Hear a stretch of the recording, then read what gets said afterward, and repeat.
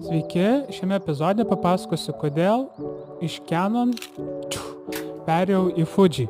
Pirmas aspektas tai net ir buvo Fuji spalvos, tai jog iš tiesų leidžia labai platų pasirinkimą įvairiausių spalvų opcijų.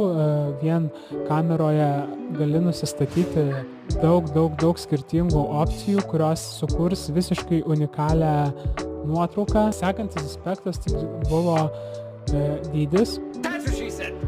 Sudedant kamerą plus optiką sukuria labai didelį aparatą.